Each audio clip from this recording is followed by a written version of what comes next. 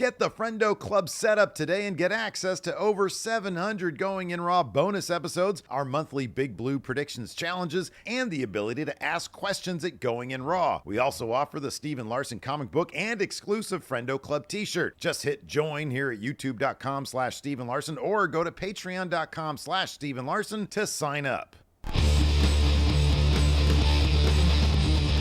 Hey, friendo, Steve here.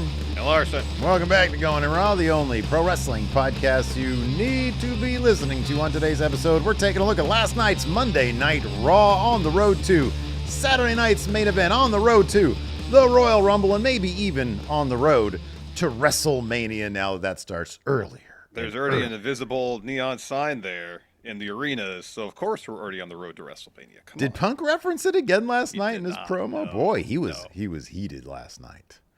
Talking about Hulkamania. He's going to bring down... Are you going to get CM Punk versus Hulkamania at WrestleMania, dude? I find that hard to believe. I find that very difficult to believe, Larson. Yeah, hard to believe. So anyways, we're going to talk about all that. It was kind of a busy weekend, and I know we don't have this in our notes or anything, but we're also going to talk about... if somebody wants to know our opinion about this, you're welcome to ask in the chat about all the TNA goings-ons. Maybe we'll address that towards the end of the show. But besides talking about Raw, let's talk about this.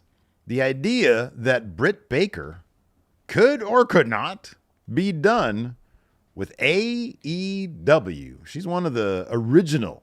Yeah. She was like the foundation of the women's division. She can't be done with the Larson. What's going on? Well, all right, let's get into it. So Britt hasn't been on TV since Serena Deeb confronted her after Britt defeated Penelope Ford in the match on the November 13th, 2024 edition of Dynamite. So we're talking about 2 months ago. And on a recent PW Torch VIP podcast, Wade Keller potentially offered up an explanation as to why Baker has been off AEW programming, saying the following. These transcripts come to you from Sports Illustrated. The story also got picked up by Newsweek. Oh, wow. So it got picked up by some major publications. Anyways, Wow. This is what Wade had to say. Quote, Did Britt Baker bump the inauguration coverage? Sorry, go ahead. Wade said this, quote, she might be done with AEW, at least the feeling I'm getting from talking to people in AEW. Tony Khan might have her in the same category as some other wrestlers where they just don't get phone calls and don't get called in to show up. There is a lot of frustration with her. I'm told, and I've heard this pretty consistently, she's wildly unpopular in the women's locker room. One person said no one ever wants to see her come back, speaking of the women's locker room. He continues. There are other issues that have come up. She has become increasingly difficult to work with in a general sense. She has always had a reputation for being difficult to work with. There was a specific situation recently, not counting the MJF situation, people just threw their hands up. It wasn't like a huge deal, but it was enough to sort of be the straw that broke the camel's back in terms of just feeling like, you know what, we've got a strong women's division now compared to when she was on top, and we don't need to deal with her if she's going to be difficult to work with. So, after that report, Brian Alvarez took to Twitter, said this, quote, from talking to multiple people within AEW, the Britt Baker stories all over the internet today appear to be blown way out of proportion. She's not being used, and there don't appear to be any imminent plans, but there's nothing to her being finished with the company. And on Wrestling Observer Radio, Alvarez had more to say. These transcripts come from WrestlingNews.co. He says this, quote, well, what happened is I think that Wade Keller on one of his shows was talking about it. It was one of those things where somebody wrote about what they heard him say, then another site took that story and wrote a more dramatic headline, then another site took that story and wrote an even more dramatic headline about by like noon Pacific today. I was seeing these headlines, Britt is done with AEW. Tony Khan will no longer use her. And he was like, what's happening here? So if you talk to a lot of people in AEW, obviously Britt Baker is polarizing. There are people that don't like Britt. The idea that nobody in the locker room likes Britt is absolutely not true. I talked to a lot of people today, and at the end of the day, she's not being used now, and most people don't know why. Ultimately, it's Tony's decision whether she's going to be used or not. And nobody I talked to, and it's a lot of people that talk to Tony, I mean, nobody said she's not coming back. It's not like she's never going to be used again. Her contract goes for quite a while. It's just she's not being used right now, and that's what the story is. Lot going on there. Yes. Now, so keep in mind, the last time we saw Britt, she was yelling, nobody cares. Yeah. towards Serena while Serena interrupts her following her win. And then the next time we saw Serena, or at least Serena had a match, she wore a shirt that said "Nobody cares," maybe in reference to that. So, like, look, I don't generally these days, and we used to be all about it, but like these days, I've sort of, I think we have kind of dialed back on the backstage drama aspect of things, unless it pertains to, hey, what are we as fans expected to see on the screen or not? Which is why we're talking about this now, because it affects what happens on the programming. Absolutely. Right, exactly. Last time we saw Britt, she was being confronted by Serena Deeb. They were like, I don't know, whatever, 20 yards apart, and Britt was saying nobody cares. And then we haven't seen her ever since then. Nope. So yeah, I don't know. The one thing that Alvarez is saying, there's a lot being said here. Yeah. Where it's he is going to use her, but he just hasn't, and he's not right now. Well, it's not necessarily he's gonna use her. It's just like he's not using her. She's and not on some sort of official not being used list. No, I don't. Who knows? Nobody knows. That was his thing. It's like nobody knows what's going on. She's just not on TV now. Yeah. Maybe another potential thing to keep in mind is not too long ago she was dealing with some serious health issues. Came back. And when there's no official statement as far as why someone's gone, I guess maybe that can get the rumor mill going.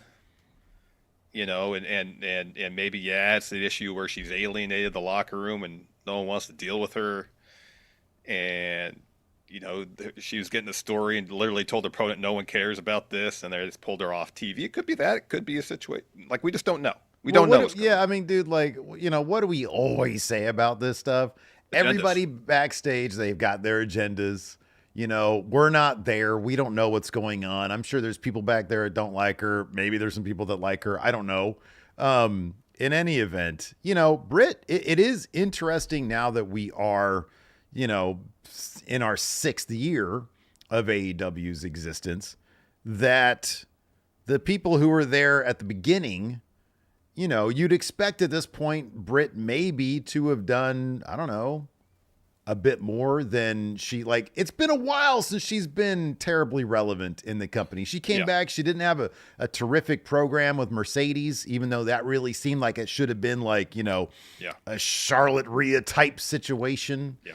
And it's a shame for people who are Britt Baker fans. It's kind of a shame for Britt Baker. I mean, that seemed like some pretty gnarly health stuff. So, I don't know what's in the future for her. The one thing that sticks out to me in what was said with all this stuff is that evidently, if this is to be believed, she's got a contract that runs for quite a long time. Yeah. And if someone's kind of on the outs with Tony Khan, he seems totally cool with just paying out that contract for them to stay at home. Yeah. Yeah, he does. I mean, he's got money hand over fist, so that's not an issue. But for the wrestlers, for some wrestlers, it seems to have been an issue, specifically Phoenix and Ricky Starks. Mm-hmm. Mm-hmm. It's a sad situation, in terms of, I'm sure this is not the way any of the people involved wanted to see this go down. And hopefully, as we've said with Phoenix, as we've said with Ricky Starks, hopefully it's figured out and we get to see these people back on television. But whether or not that actually happens, I don't know. Let me take a guess. Give me your best prediction. The next time we see her, will it be in an AEW ring or a WWE ring?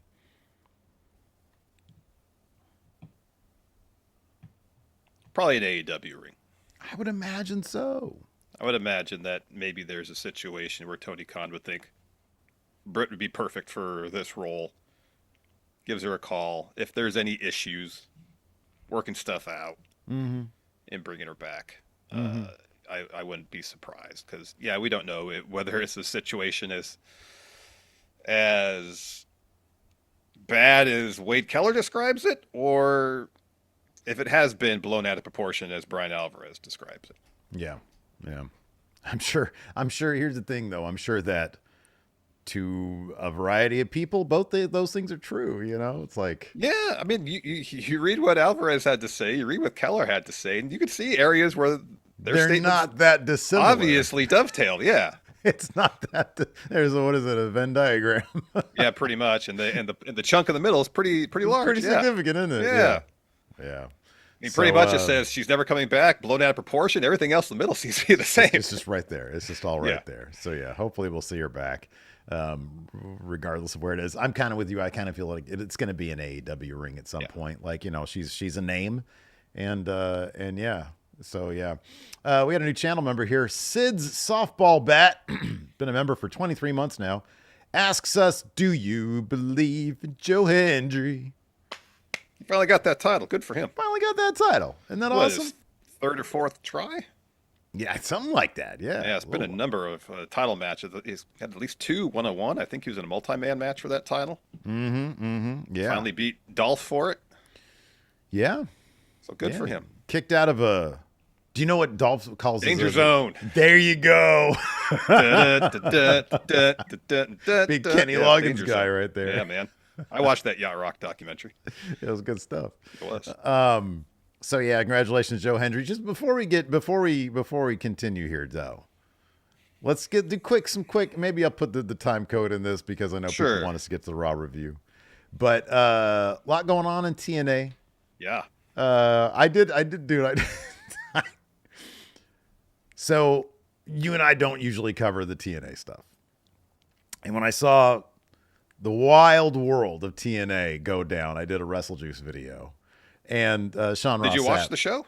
I watched a bunch of clips of it, but Gotcha. I wanted to talk about like what had happened, like the Tessa stuff, the PCO stuff, all the good stuff you could just see on social media.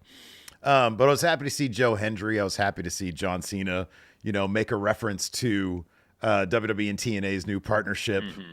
Teasing the idea that maybe in his last year, although I'm kind of pessimistic that's going to happen. And so I wanted to get your thoughts. We know your thoughts on Joe Hendry. What are your thoughts on PCO showing up at a GCW show with the digital media title, yeah. Apparently, according to Fightful Select, who's got the whole rundown on this, a replica. Yeah. Well, that was according to TNA that they was a replica. They have the original one. Okay, all right. So he shows up with a TNA digital media title, which he was, up until then at least, the digital media champion, takes a sledgehammer to it, starts to cut a promo, and when, I forget, Emil, what's the dude's name? The ring announcer guy there at GCW. Oh, I know who you're talking about. Yeah. Okay, yeah. Emil J, something like that. He wrests the microphone away, or the referee, they're trying to get the microphone away from him, and they cut to a show graphic. And apparently the story is he had told GCW that we're going to film an angle here. They were going to pick it up on the tapings, but TNA had no idea that was happening. And apparently he was upset that he didn't get his deal renewed. Yeah. What's your thoughts on that?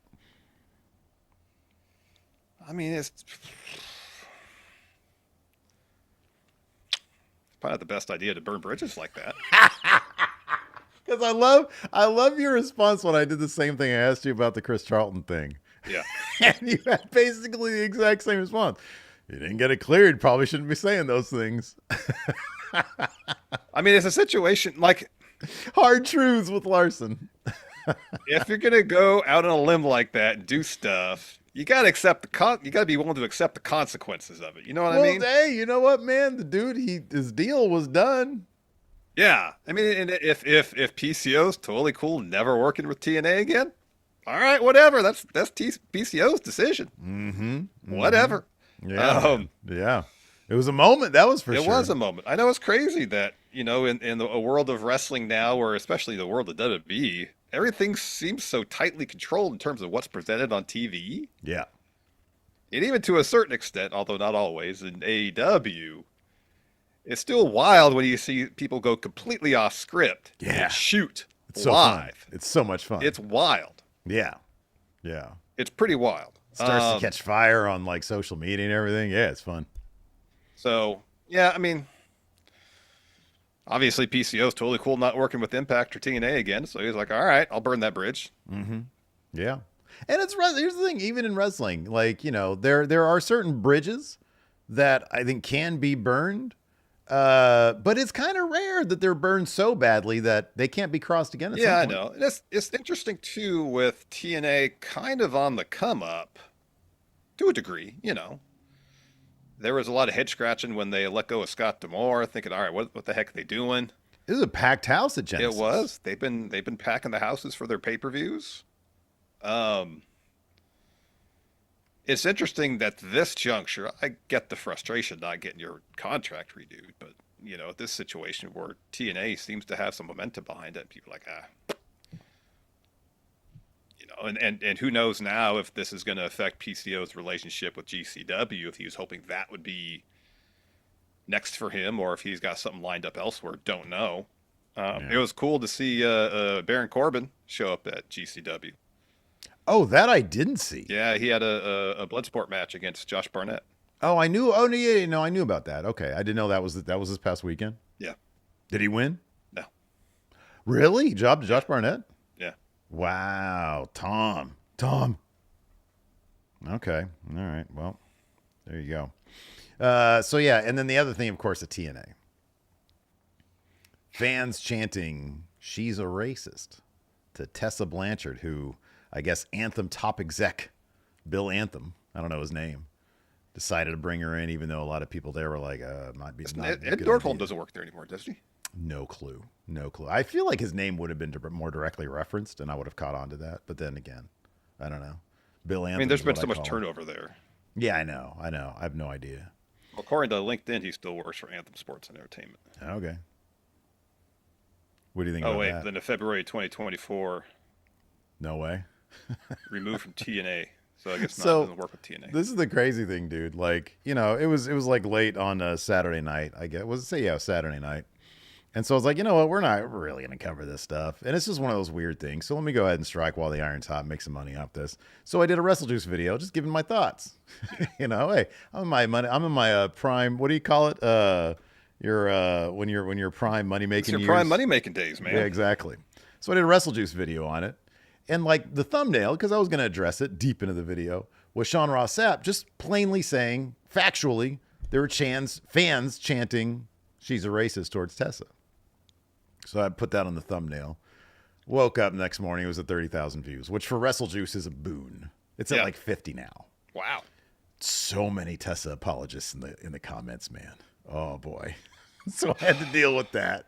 But yeah, my general philosophy was, regardless of where I stand on it, this kind of thing is probably not going to go away until she publicly kind of addresses it at the very least. Yeah, an apology, some measure of contrition. At the very least, say something about it.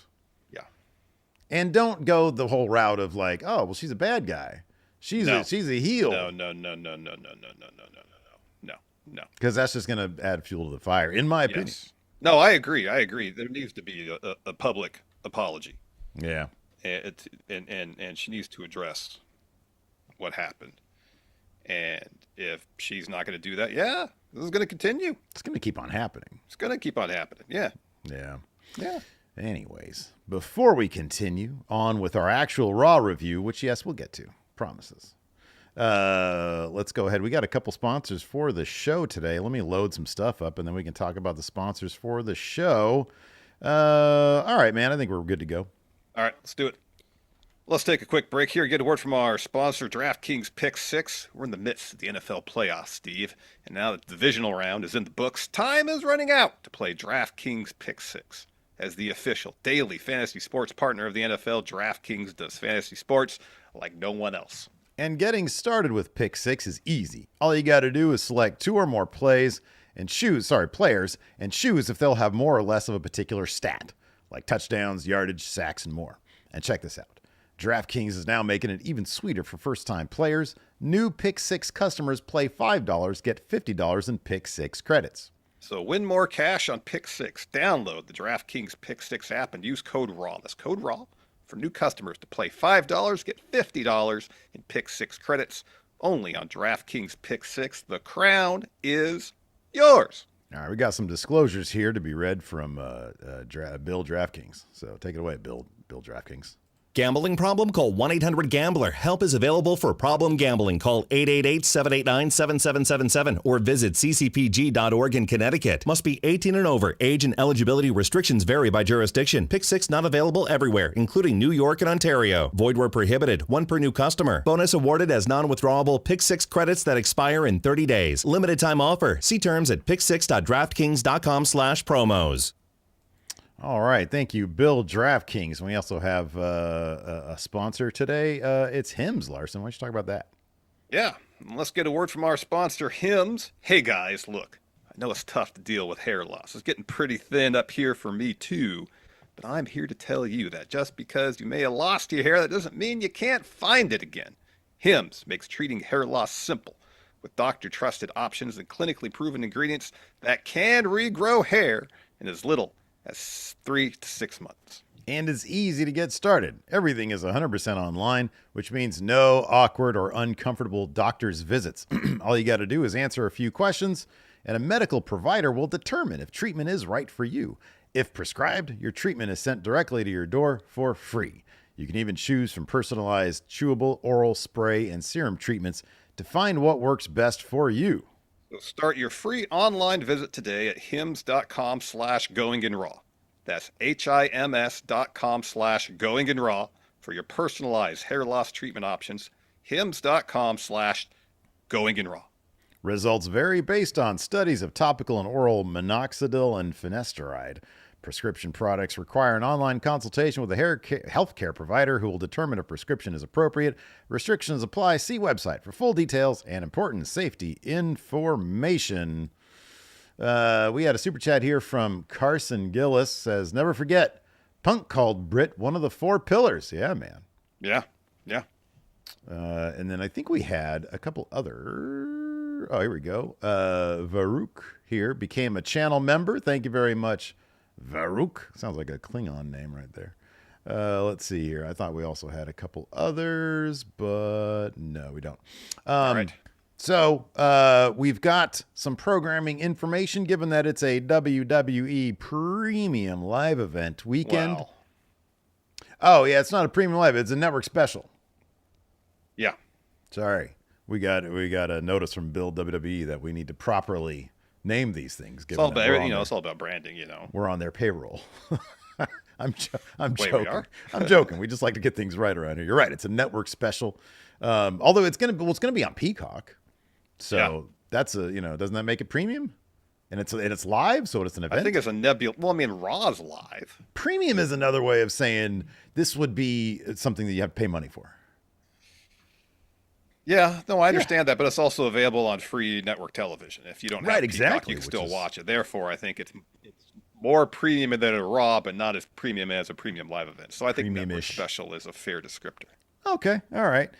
Because that's going down on Saturday, we're going to do our live watch along for that, followed by our review of it. That means, and we'll also talk about SmackDown on that Saturday show, so no SmackDown night review for us. Dude, we got to get some Fridays off, man.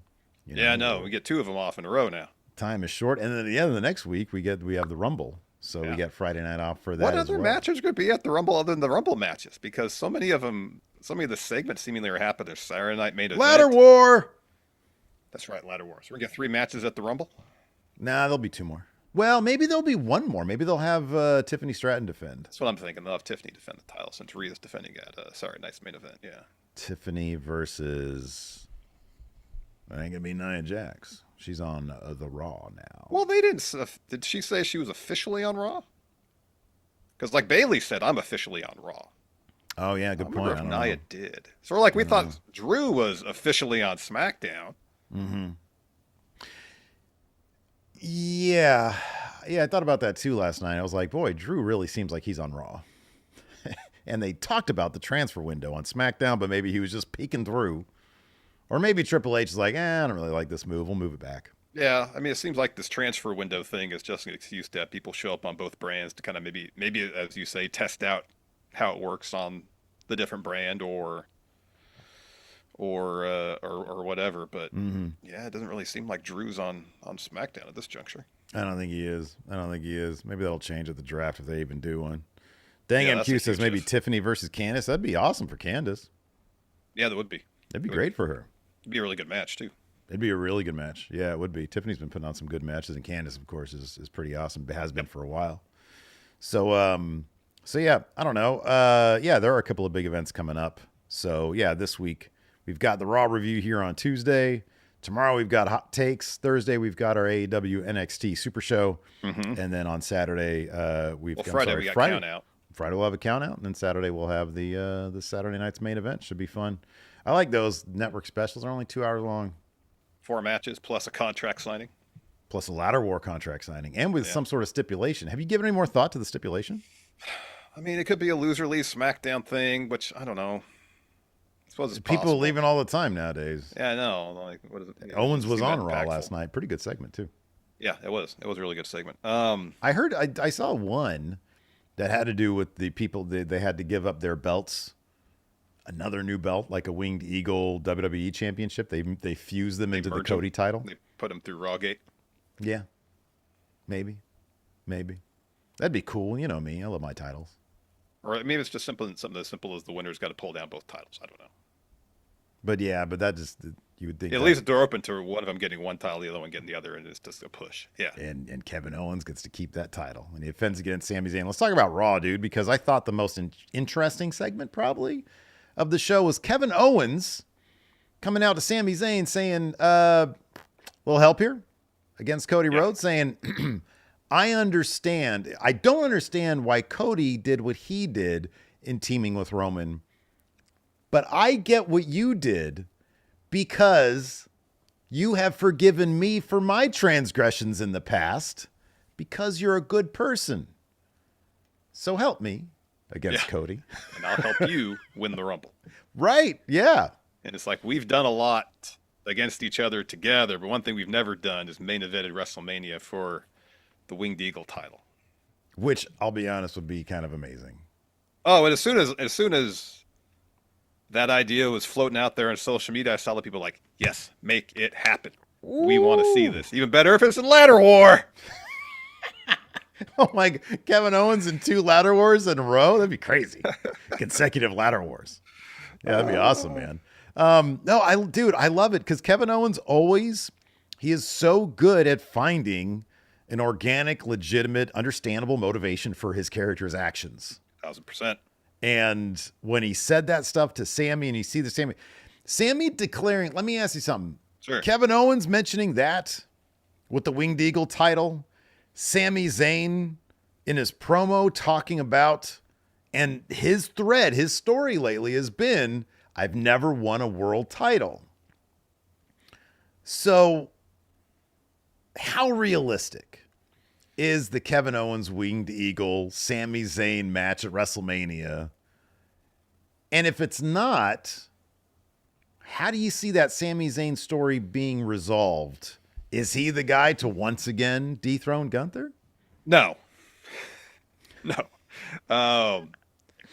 This is what it could be. I'm guessing the men's Rumble is probably going to main event because it's so star-studded. And the idea that maybe Punk or Cena could win puts that in the main event. I don't think it's a stretch to say that.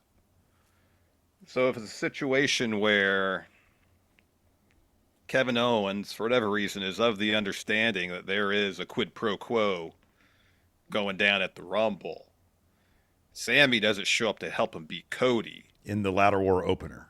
Yes. Or second match if the women's Rumble opens. And so Kevin Owens actively denies Sami an opportunity to win the Rumble. I think that's all you need to motivate a Mania match with them. Is it gonna main event for a title? No. But I think that alone motivated. I agree. I think you're absolutely right. I think you just need a hot feud between these two. And I have no doubt that especially left to their devices mixed with Triple H booking it, because you can tell he likes both these guys. Oh, yeah. You don't need it's not going to need a title. It's not going to need to be in the main event. It's going to be a match of the WrestleMania. It's going to be a match of the if given 18 to 20 minutes or whatever. Oh my God. Oh, it's gonna be fantastic. If they want this to be their definitive feud and their definitive WrestleMania match, then Man, Ladder oh, War, man. yeah. It's got to be Ladder War. Yeah, absolutely. So yeah, I could see that playing out as well. I know, dude. I've seen so many people, and I agree with them, and I'm so. I think I'll be so disappointed, but they actually have done a terrific job of giving us a Cody feud that people are really interested in, but I kind of feel like a lot of people are going to get their hopes up for something that ain't going to happen. And God, I hope I'm wrong about that, because dude, I would love to see, I will pop so huge for Kevin Owens pulling those titles down, or singular title, whatever they're going to do. I mean, because that's the separate conversation, but I think definitely one that needs to be had is if they have a finish where Cody gets the undisputed, Kevin gets the winged eagle, and Nick Aldis is like, well, I guess you're both champion now. Where does the winged eagle fit into everything? Because you already have a world title on SmackDown. You have the World Heavyweight Championship on Raw. We know the pecking order there. Mm-hmm, yeah. Where does the winged eagle fit into all of that? Is it a world championship? Is it like an upper mid-card championship? Where does it fit? Clearly on the new Netflix weekly show, WWE Attitude, or maybe the WCW show they're going to do, which wouldn't make a lick of sense because it's the WWF title. Yeah, I don't know, man. I'm pessimistic that that's going to happen. I would love to see that happen. I'd love to see Owens win. Any of those situations would be great to keep that Winged Eagle title around. He looks so good with it. Yeah. He looks, it's so perfect on him. Yeah. And it would be really cool. Maybe it's like sort of their X Division title in a way, where people of a similar ilk, when I jokingly referenced a Netflix WWE Attitude show, there are a number of people in WWE who kind of would fit a certain mold of Attitude Era, like LA Knight's up there, not because he was like in his mid-20s during the Attitude Era, but also because the guy is clearly kind of a raw-gated version of The Rock, Stone Cold, a couple other things.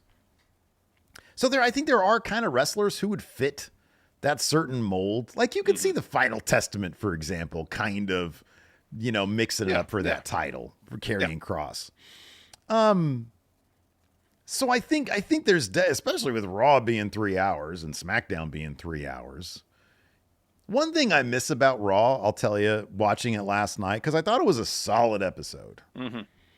But I do kind of miss the saga. The plot points.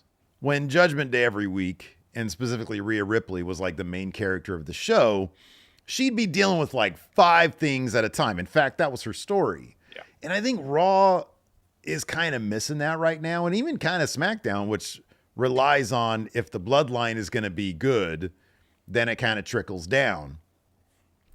And on Raw, for the longest time, while it was 3 hours, the Judgment Day was sort of that thing that the show needed a through line.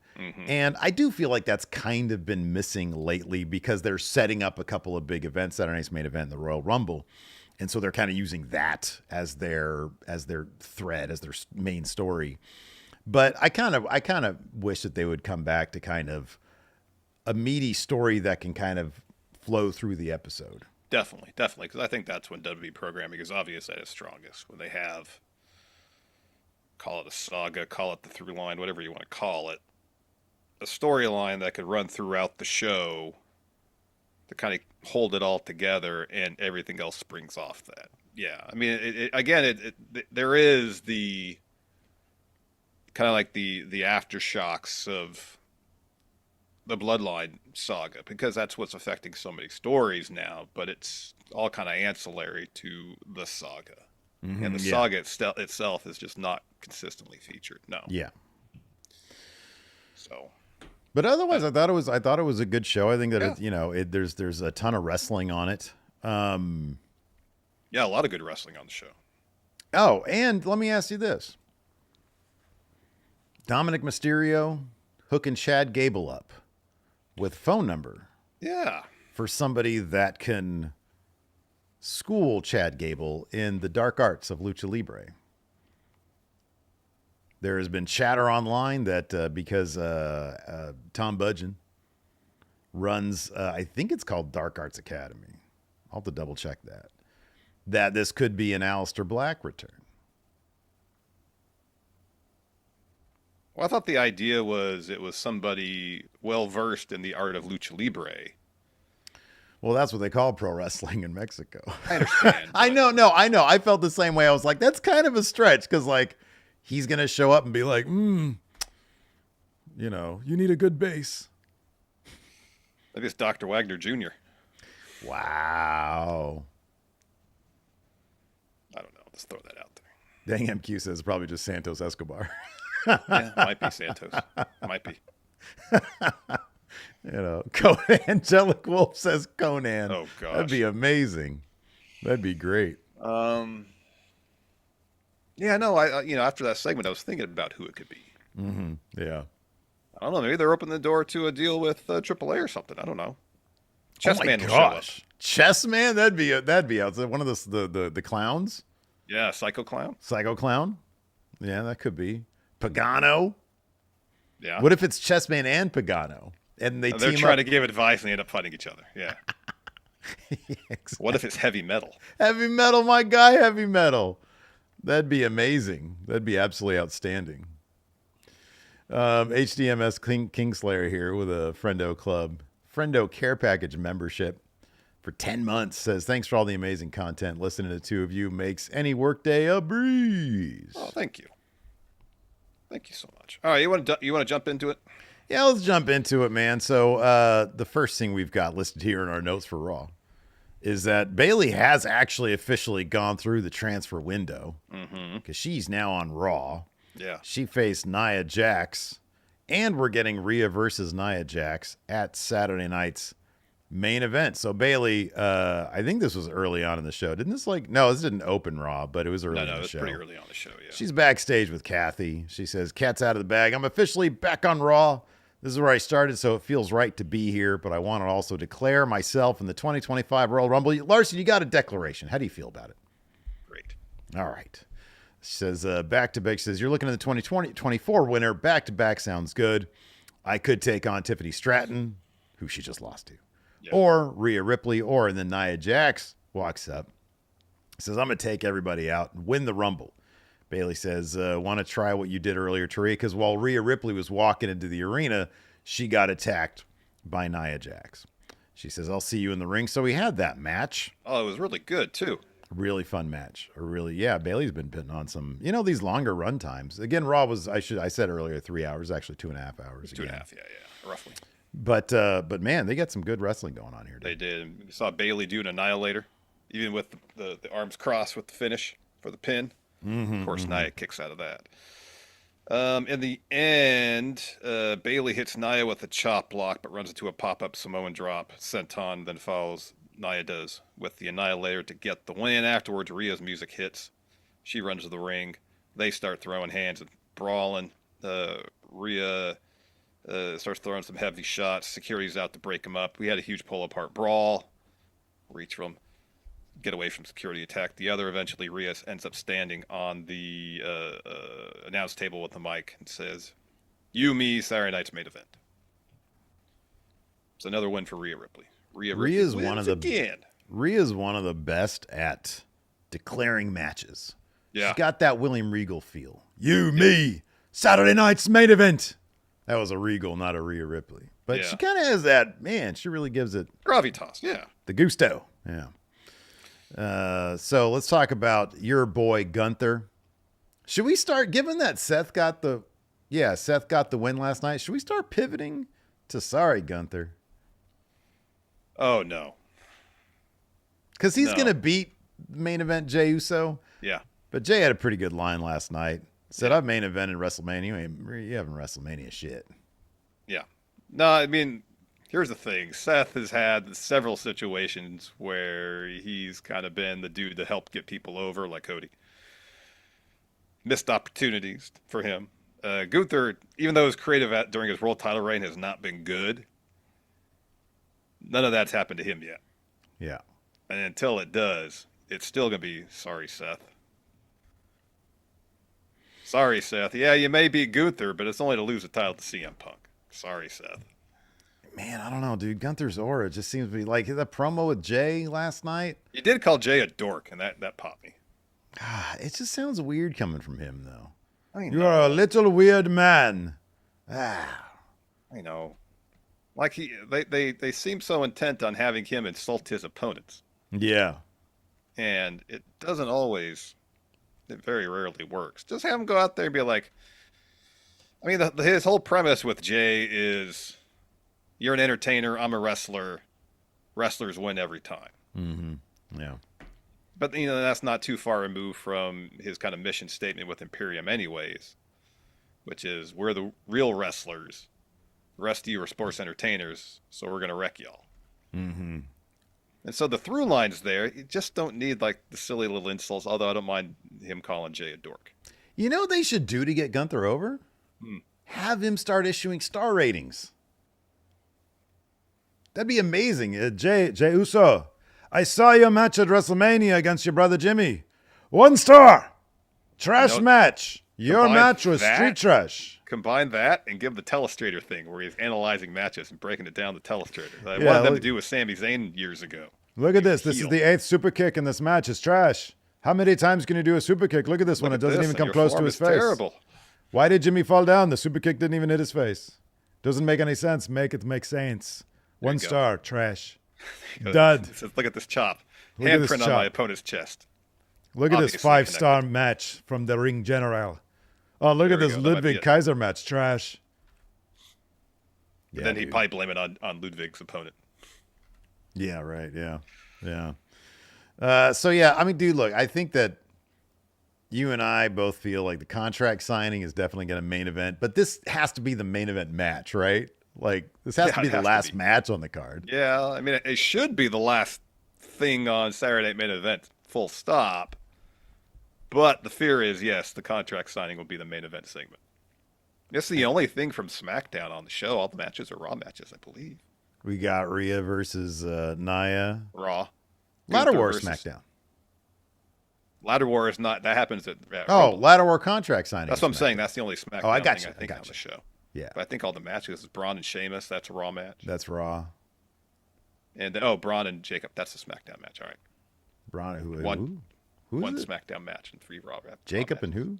Oh, Braun Strowman. Jesus Christ. He said Braun. Yeah, dude. You know what, man? Every once in a while, I kind of feel Vince on that whole name thing.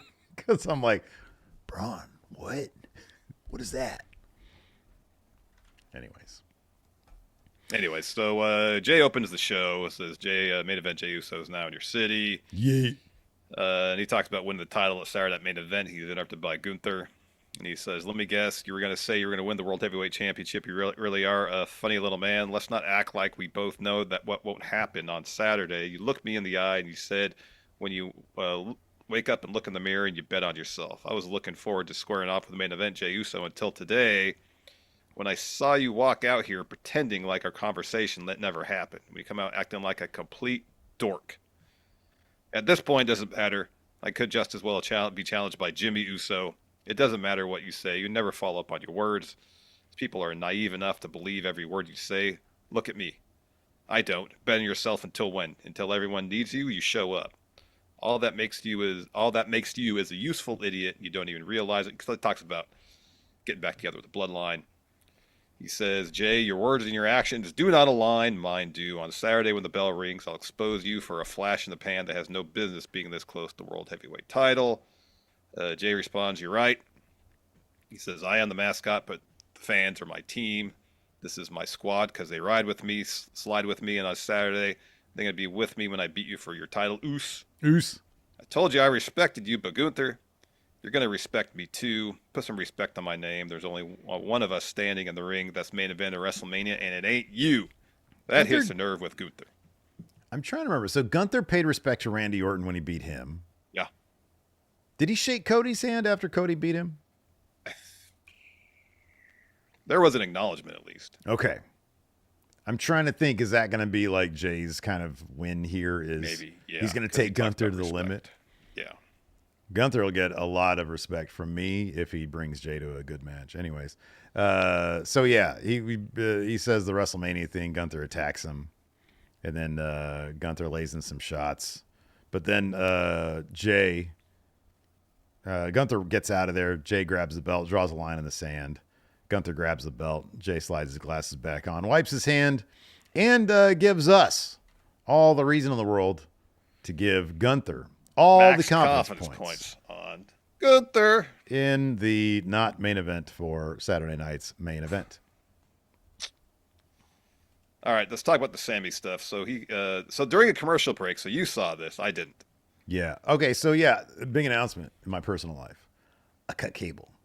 It's funny because I have mom here to thank for this because she was like, with my dad passing, he took care of all the stupid shit like cable bills and stuff like that. And so she's like, all right, she sends out a family text. She's like, all right, I want to get rid of my cable because I'm paying like way too much for it. And what are my options? So I'm like, Mom, I'll head over. We'll talk about it. Okay. I'm going to put the entire family through this conversation. So I went over there and I got to thinking, I was like, wait a second. Whoa, hold on a second. All of WWE is in one place. If you don't live here in the United States of America, it's on Netflix. So I was like, wait a second. We used to have a sponsor, ExpressVPN. And this is not an ad because they're not sponsoring us right now. But maybe if they catch wind of this, they'll be like, oh. So I actually got the thing. And so everything's on Netflix. So I'm like, I don't even need cable television anymore. I chopped $140 off my savings. shit. And they threw in, and Comcast threw in 2 years of Peacock. Free gratis. Free gratis. Wow. Yeah. So yeah, like with the money I'm making back on the free Peacock, probably has ads, but that's okay. I don't care about ads. I pay for the ExpressVPN on its own. And then I get to chop off my cable bill. I had like the stupid big package. I don't know why. I don't watch that shit. Yeah, I know. That's the same thing with us. Is like they try to entice you with that 2-year deal at the rate with everything. You're like, all right, well, it seems like that's as good as I'm going to get for everything. Mm-hmm. Yeah. And then you realize you don't watch any of the stuff. And they're sending me like a new modem too. So theoretically, like we'll start streaming here in 4K. You could see every wrinkle, every blemish. Freaking, I got liver spots now because I'm so old, Larson. Old. Yeah, man. So yeah, here's the thing about that though. It's my long way of saying these Canadian WWE Raws, I need the ads, man. So like they're welcome breathers. You get up, get a snack, use bathroom. Yeah, it's like I honestly felt because I was texting, I was like, "Are you having an ad right now?" Because I see like a Ludwig Kaiser interview. Yeah, I didn't get that. Okay, yeah, you didn't need it. He said nothing of note. The Cross one I love because I love Cross and Scarlett. Oh man, but it's a lot of kind of nothing. Like that first week, there was like, oh wait, there was a New Day promo. That sounds like cool. All the New Day stuff was happening during commercial breaks the first 2 weeks. Right? Yeah. And so like this week it was just like more entrances, and I was like, I can't get up because like I got to watch this for my show. What you can do on Netflix though? You can pause it. Yeah, right. Yeah. So if you need to use the restroom, grab yourself a snack, make yourself a meal, just pause it. No, I just got the U.S. Netflix, man, and I'm like, if something important happens, I'll just go over to WWE's YouTube channel. I'll check it out there. Yeah. SmackDown's gonna be different. I'm saying you can pause it and pick it right back up. It doesn't skip forward to the live. You can pause it. Yeah, not stop I know. it. Pause yeah, it. So sure. why would you have to go to WWE's YouTube to pick anything? Oh, I got you now. During commercial breaks. I'm saying I want to watch the U.S. version now because I like the ads. It makes sense now. I was not understanding, but now I do. But the SmackDown version, I'm be stuck with the Canadian version because I don't have USA Network anymore. So I'll be in the WWE vortex. I'll be like, what is this? I don't know. Watching all them commercials. What is this Apollo Crews interview happening? I know that's not going to matter. Is he going to talk about Giovanni Vinci being his partner now? So anyways, during commercial break, Cross has an interview with Jackie, and he says, we're excited to be here. I had 4 espressos, broke a bunch of bats with my bare hands. Mm-hmm. Then me and Scarlett threw a guy down the stairs together. It was really romantic. I can just imagine delivery on that was top-notch. Yeah, he's great. He's awesome. He's fantastic. So Jackie asked him what's next. He said, I'm the only guy to beat Howdy. I derailed the momentum. I won. They lost. You want an emotional meltdown? Come on. And Jackie asked about The Miz. And Cross says he's on assignment. Next question. And then Jackie asked him about his focus. And Cross says it depends. There's a lot of competition. One of them being Seth Rollins, the other CM Punk, another emotional man named Sami Zayn. He has a magical way of justifying his actions. 1 minute he's with the Bloodline, then beating up Roman's relatives and helping Roman beat up his relatives. Sami loves money, and I love Sami. Mark my words. Don't believe a word he says because deep down, I don't think he believes what he says. Yeah, it was good stuff from Cross, man. I like that guy. So then fast forward a little TV, bit. please. Yeah, you can do that on TV.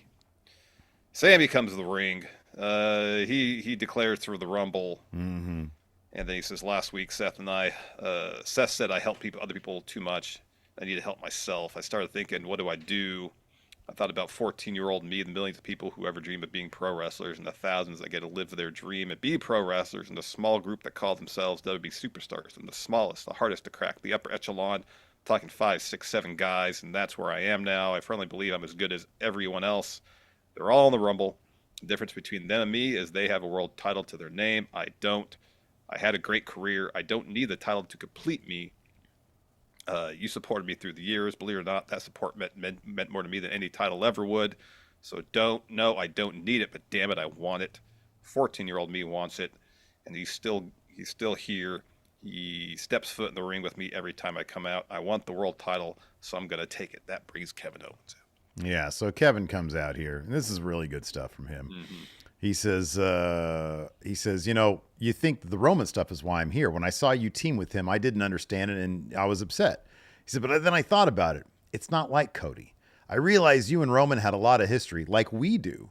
He says, Roman did some terrible things to you. He says, but I'll be honest, I'm being honest with myself, I did the same thing, and it's not that you overlooked the things. You forgave me just like you forgave Roman. That's who you are, a good person.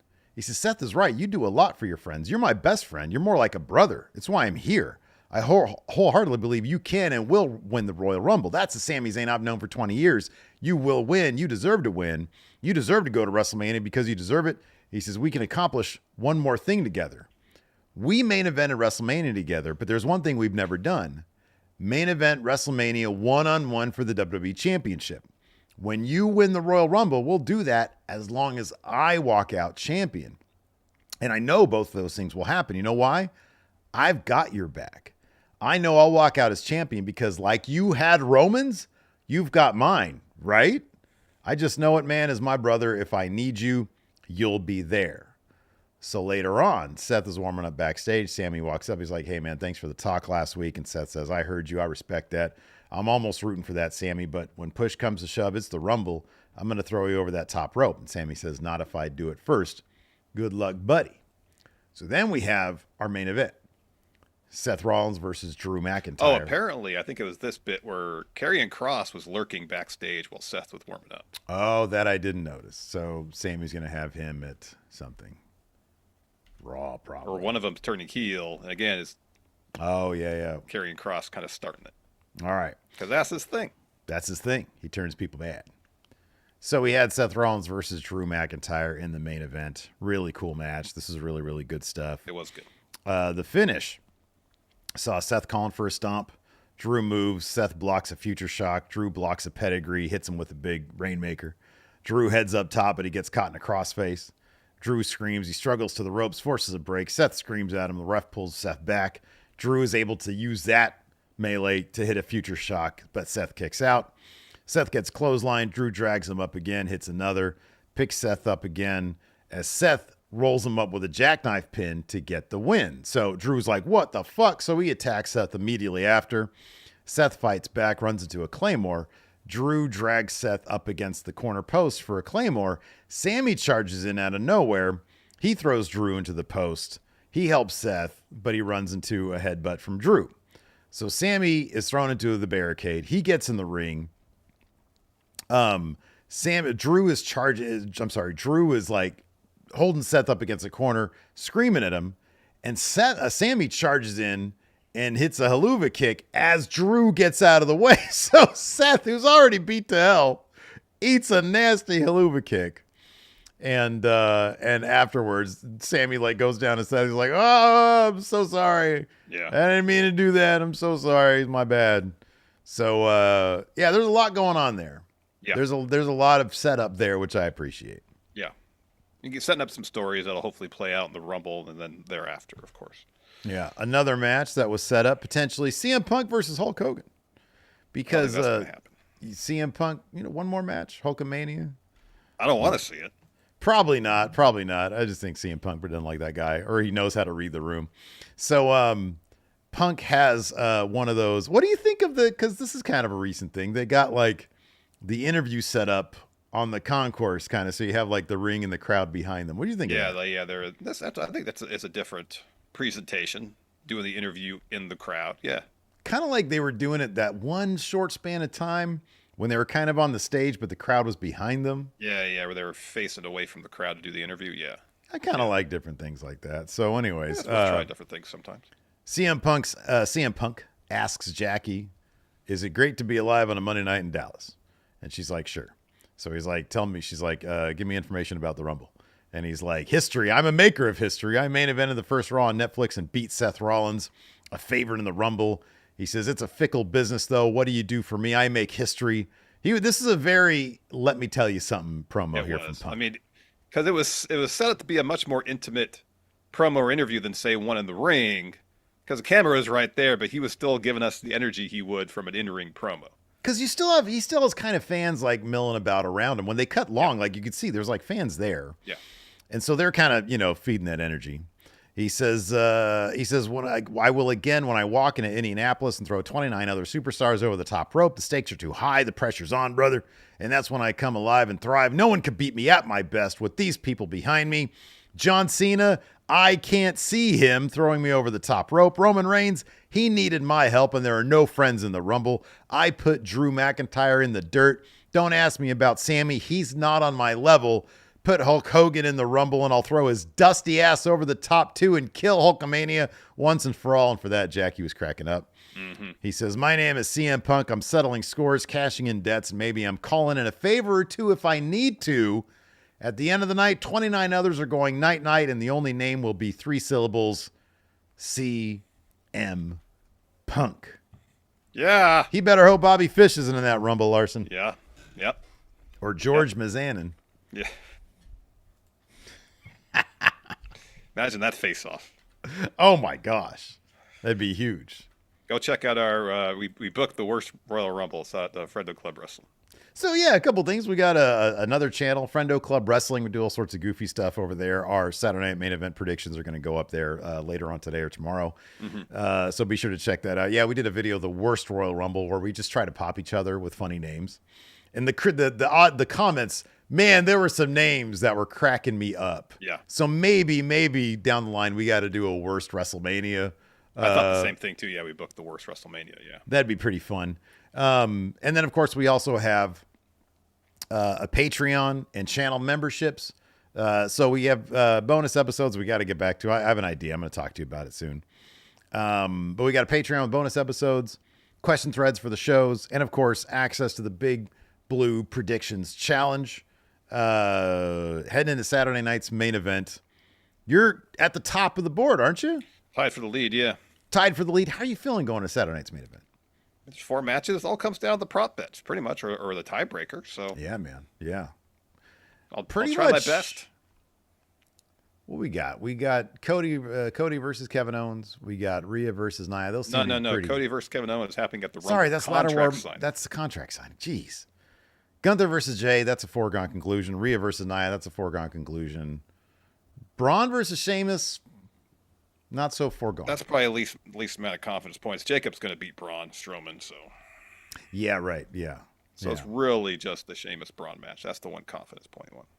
All right. And then hopefully Cody Miles will whip up some really good prop bets for us as well.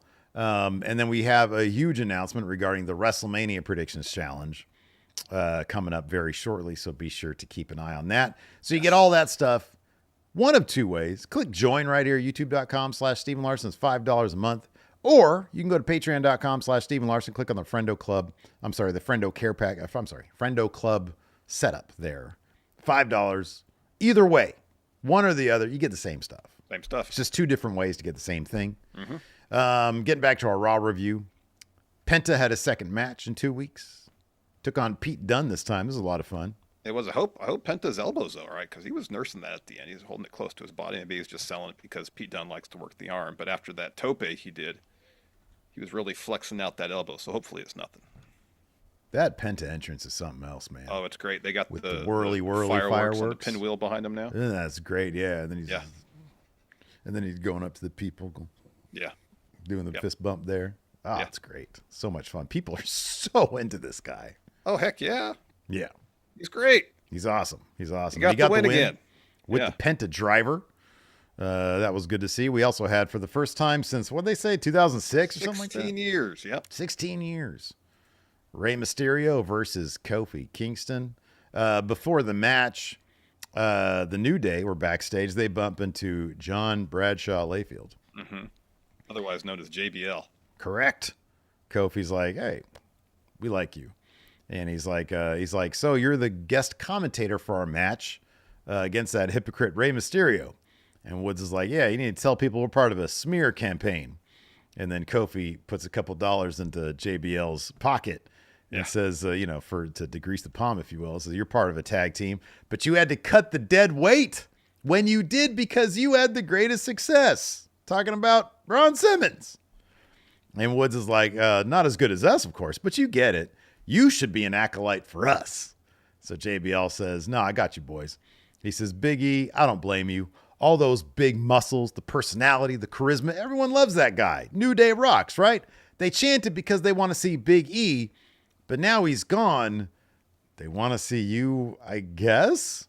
And so they're like, oh, wow. Super offended. They walk off and he's like, well, can I keep these $2? Yeah. So he does commentary for that match. And New Day have a bit of a promo beforehand. Kofi's like, you guys are starting to piss me off. We've done this too long to be disrespected like this. We're walking Hall of Famers, not like this fraud. He's like, matter of fact, JBL, give my money back. And then Woods is like, without further ado, I bring you Rey Mysterio getting the bricks beat off him by the one and only Kofi Kingston because New Day rocks. So I did appreciate that JBL was still upset about Rey Mysterio retiring him many years ago in 26 seconds, however long that match was. Yeah, that was a good one. Rey ends up getting the win here, reversing an SOS into a roll-up. Really fun match. And afterwards, Xavier Woods attacks Rey. LWO runs out to make the save. But then New Day start to leave, come back, and they take out Joaquin Wilde. Yeah. Sheamus had an interview backstage talking about his Intercontinental title match against Braun Breaker at Saturday night's main event. He says, some people say I had the perfect career, but backwards. 6 months after I debuted, I beat John Cena to be world champion, but the IC title was the one I wanted since I was a kid. I had an obsession with it. I've been close so many times. This Saturday, I will finally fulfill my destiny by winning the only title I've never won. And then Braun Breaker walks up and says, look at this. It's mine. It's this close you'll get to winning it. This Saturday, I will beat you and break you like an old man. Do yourself a favor and retire. So Sheamus pushes him and Braun just laughs. Ha ha. Here's my guess on this one. There's not enough heat for this match at Saturday night's main event. But for Sheamus to get the win, you mean? Sorry, yeah. For Sheamus to get the win. Yeah, right. Yeah. Because that's a big moment. Maybe, just maybe, Sheamus gets one more chance, maybe at the Rumble. And it's a career versus title match, and that's where he wins it. Or maybe they take that to Mania. If Braun Breaker's saying you just need to shut up and retire, I could see Sheamus losing this and having a crisis of confidence. Mm-hmm. Maybe he's right. Maybe I should retire. And then he, one last chance, in which case Sheamus wins it. Yeah, that makes sense. Speaking of Intercontinental Champions, we had a video package for Lyra Valkyria talking about winning, being the first Women's Intercontinental Champion. And then American Made make their case for gold. So they got an interview. And Gable says, I know I've been the talk of the wrestling world, but I can admit that when I have a problem, Penta, Dragon Lee, Rey Mysterio, what are we going to do? I figured it out. I went to a mustache man with a history of luchadors, and his name is Dominic Mysterio. And then they all the members of American Made start talking about winning titles. And Gable says, American Made, bored red, white, and blue with gold around their waist. Beautiful. So later on, we're in the Judgment Day clubhouse. Gable comes in and says, got anything for me, Dom? And Dom says, I know how I can help. And he hands him a slip of paper. And Gable looks at it and goes, oh, this guy? Cool. Judgment Day. I'm off to master the dark arts of Lucha Libre. So he leaves. And Dom just turns to the rest of Judgment Day, says, long story. JD says, we need to focus for next week for a tag title rematch because Finn's not going to be there. He's laid up.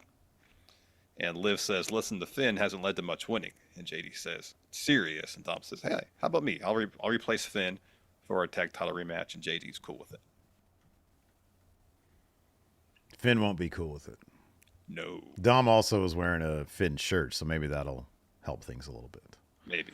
But yeah, no, Finn won't. Finn will not be cool with that. Nope.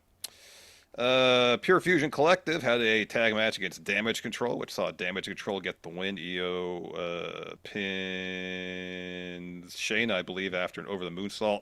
This match had one of the absolute best springboard drop kicks you'll ever see from Zoe Stark. Dakota Kai looked like she got rocked on it. Boy, Yeah.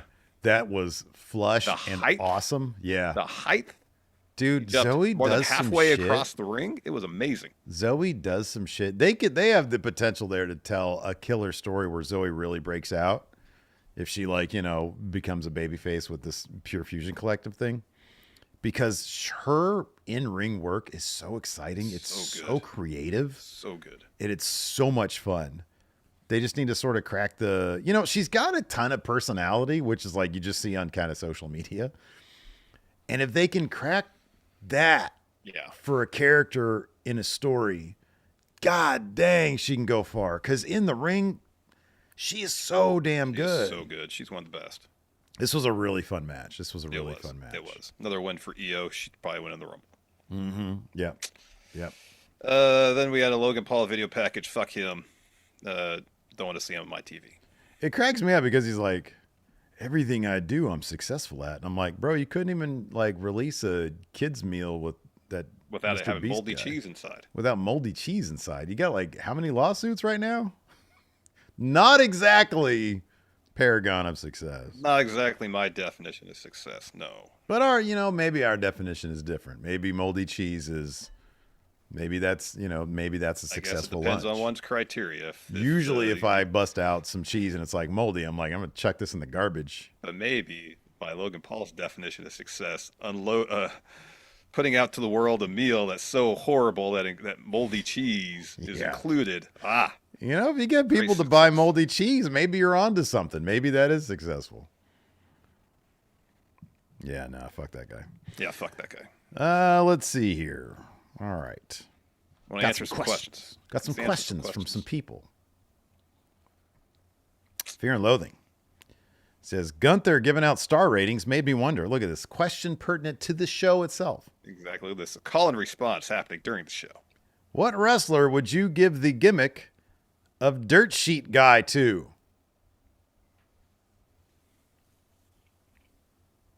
In WWE? Yeah. This would be pretty funny. If it was Drew McIntyre. Oh, that'd be terrific. That'd be terrific, yeah. I was reading on the internet you were doing this and this. Mm-hmm. Sources say you're not happy here. I can take care of that. Yeah. There it is. Oh, Cross would be good. Yeah, Cross would be good. He uses dirt sheet rumors to try to get people to turn heel. Yeah, I like that. Yeah. Oh, W.S. Fletcher says Gunther. That'd be good. I have many sources that say you are street trash. Mm-hmm.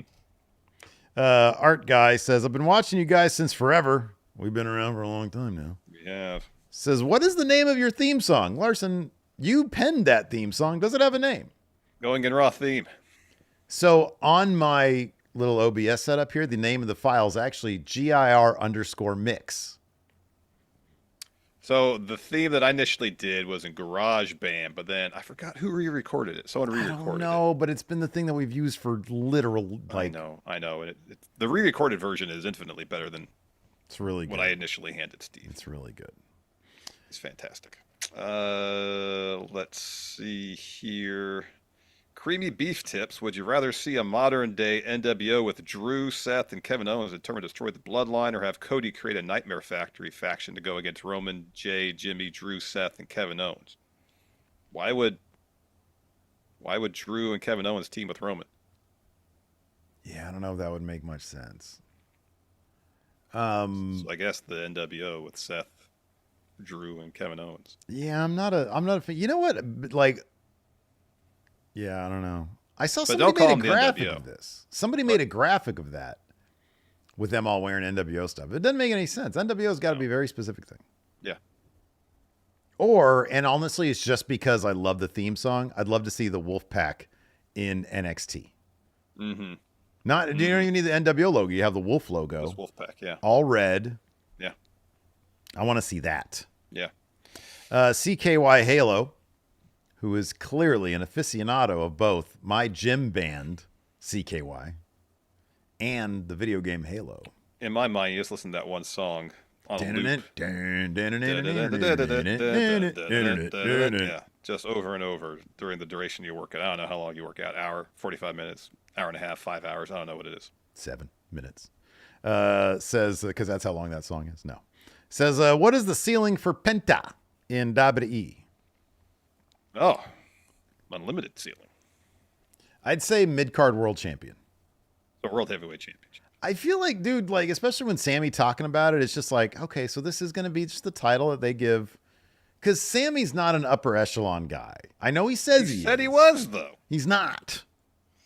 He's just, he's in the Brett tier, man. Because Brett, well, no, honestly, Brett's like third tier. He's in the Punk tier. He's. What, Sami's in the Punk tier? Well, God, no. Sammy's not Punk even, now. No. Punk is the upper echelon. Yeah. I was thinking Punk back 2012. Yeah, Sammy's more the Brett tier. He's the Brett tier. Well, I don't even know if you can say he's the Brett tier because at least Brett was world champion. Is he in like the Mr. Perfect Razor Ramon tier? Maybe. Yeah, I think he's that. Sebastian Garcia says, if Chad Gable is to learn the dark arts of Lucha Libre, what sort of dark arts would you want to learn? Consistent jumper. Well, that's not really a dark art, though. I thought it was going to be like illusions. Well, Lucha Libre, there's no dark arts there. You don't look at the clown, the murder clown, and psycho clown, all them? No, they're not imbued with any sort of supernatural powers. Bro, kayfabe, brother. I mean, like the characters aren't. All right, let's stick to dark arts in Lucha Libre. Or no, dark arts in wrestling altogether. Oh, sure. Man, if I could wrestle like Zack Sabre Jr., it's like a lot less wear and tear in my body. Again, that's just catch wrestling. I was thinking more like Undertaker dark arts. Teleportation, eye lasers. No, that was Bray Wyatt had eye lasers. That. So I'd rather have eye lasers, and like all a Taker would do is just do that, and lightning would come down. Yawn. Give me eye lasers. Yeah. Well, Curious Corduroy says dark arts master of pooping oneself during a match. It's like the Sid. Yeah. Bugs being projected on the ring. Pass. That's just knowing someone in the truck. Yeah, you're right. No magic or supernatural That's abilities. Just good networking right there. Yeah. Grease in the palm. Let's see here. Joe the Meme Maker says, is the Butch thing with Pete Dunne tired at this point? Yeah. It's like that seems to be like one of the few things that Triple H is just sort of trolling Vince still with. Yeah, maybe. That's a bummer. Zorro says, what is your early prediction for Jacob Fatu's WrestleMania match and Penta's WrestleMania match? Jacob's going to be the U.S. title. Yeah, probably facing LA Knight for the U.S. title. Penta might be Penta? Rey Mysterio. I don't know. Varuk says Penta in a 6-man Intercontinental opening ladder match. Ladder War. Yeah, ladder war. Have multiple ladder wars on the WrestleMania card. Oh, there you go. Let's see here. Chavon says, Paul Heyman said that the goal for Roman Reigns in the Netflix era is to win an Emmy. Who are some other wrestlers who deserve an Emmy? Kevin Owens. Jey Uso. Kevin Owens, yeah. Yeet. Javier says, which referee should be the first Ref Hall of Fame inductee? The Hebner twins. Dave and Earl. Yeah. Joshua here asks, Casino Gauntlet, which is a sudden death situation, or Aztec Warfare from Lucha Underground, where all the participants have been pinned, submitted, or I believe thrown over the top rope to win the match. All participants have to be, or they could be pinned over. And then what was the first one? Casino Gauntlet, which is a sudden death situation. People keep coming as soon as there's a pin match, it's over. You have to eliminate everybody. I appreciate that in the Casino Gauntlet, people could just not get into the match. Mm-hmm. I like it that. could, in theory, go on forever. Or it could go on forever. So I'd say that probably. Yeah, the nebulous nature of its length, I like. I appreciate. Ed Keeley, what's your favorite wrestling video game? Oh, WCW versus NWO World Tour. The gold standard, as far as I'm concerned. It's either that or it's either that or No Mercy. I don't know. Do I like beefier features or the simplicity? It depends on the day. Yeah. Nate Cruz says if Francesca is Xavier Woods' face musical instrument, what should he use as a heel? He plays bass.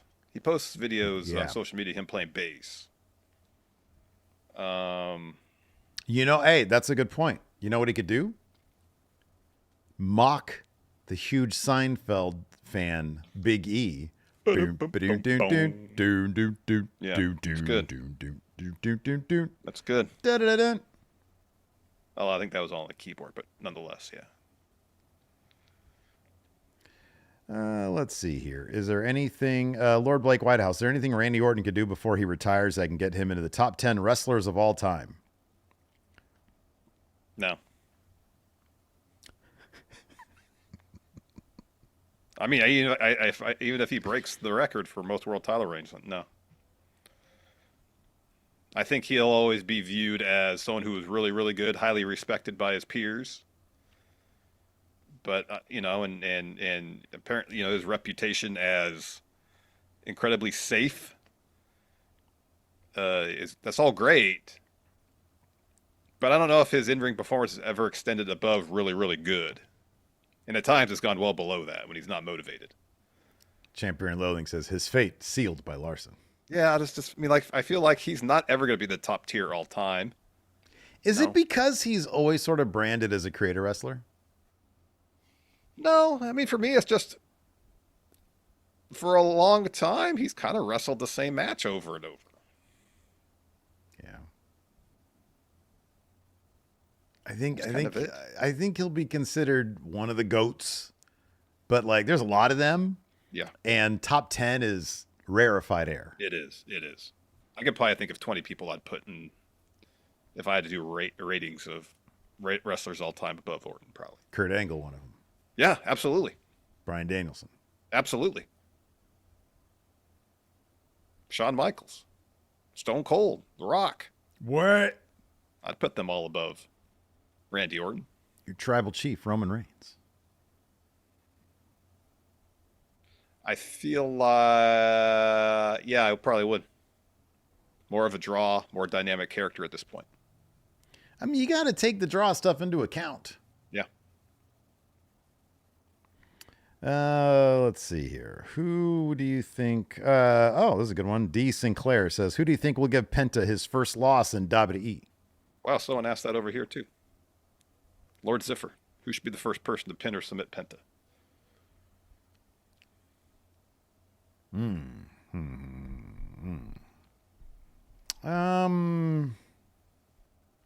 Got to be a heel. Lots of heat. You know what could be fun? Opportunistic pin, roll-up situation maybe. Nah, you know what could be fun? An epic battle between Aleister Black and Penta. I don't know why. They both got that aura thing going on, No, it's this. We all think Ray Phoenix is going to team with his brother when he shows up. They feud. Ray Phoenix gets the first win over Penta. I don't know, man. Phoenix. I won't say anything. Needs to be a big name. Big deal.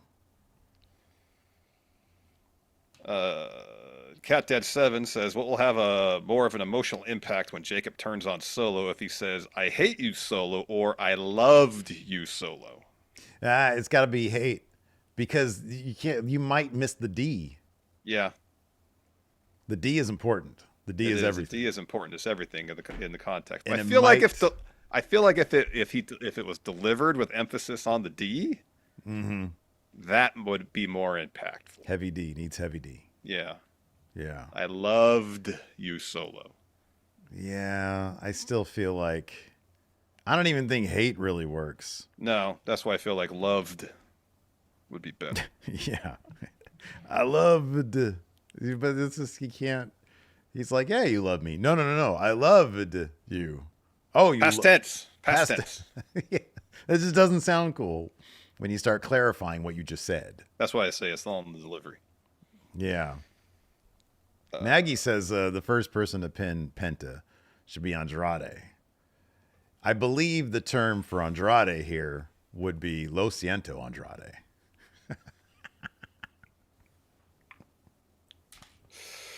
Andre Zimpel here says, is it possible if WWE continues to book and spotlight Penta the way they are, he can be a main eventer or world champion within 2 to 5 years? Who? Penta. Like face of WWE guy? Main eventer or world champion? The Raw World Champion, yeah. All right. Timor here says, WWE teasing a world title match with Kevin Owens and Sami. If it doesn't happen at this year's Mania, when should it happen? I don't know, man. That's tough. What, Kevin Owens versus Sami? For a world title?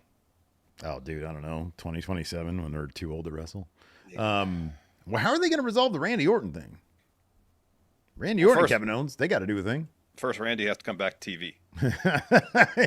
I just figured that happened at the Rumble, but maybe not. Maybe it could, where Kevin Owens is counting on Sami and ends up Orton costs KO the match.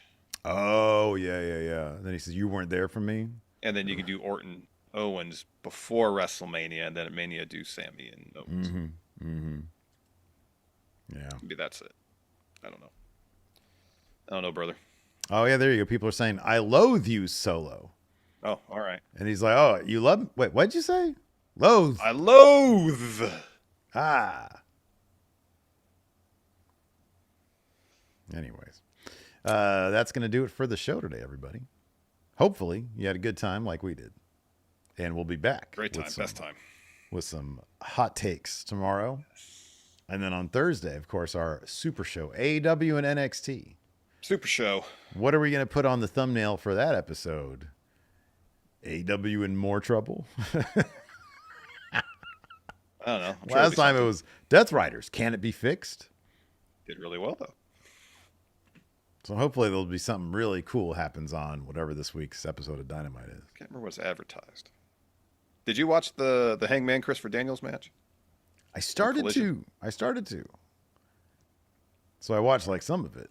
All right, I want to watch that. And then I got distracted by something else. Oh. So I didn't. But I might check it out. I want to check out that Big 12 man because everybody's talking about it. Yeah, I could pass on that one.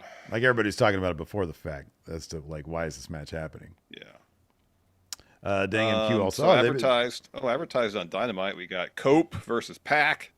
God Family Cope versus Pac. Kenny and Ospreay face to face. Oh, okay. Oh, Private Party and Hurt Syndicate for the tag titles. Do you think that's going to be a title change there? I don't see how Hurt Syndicate is going to lose. We're starting. We got a little bit of waffle there. We in Waffle House. I've been clear this whole time. I don't see how they're going to lose. You've been clear that they're going to win. Well, I think the inference is I don't see how they're going to lose. Therefore, they have to win. Right. Samoa Joe versus Nick Wayne, and then Julia Hart versus Jamie Hayter. That's a good one. What else? Joe and Nick Wayne.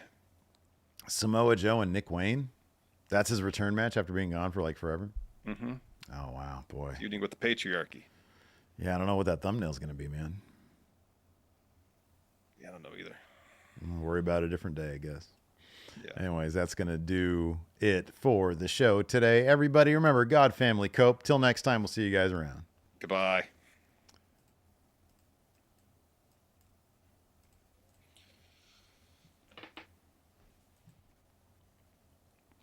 We're live.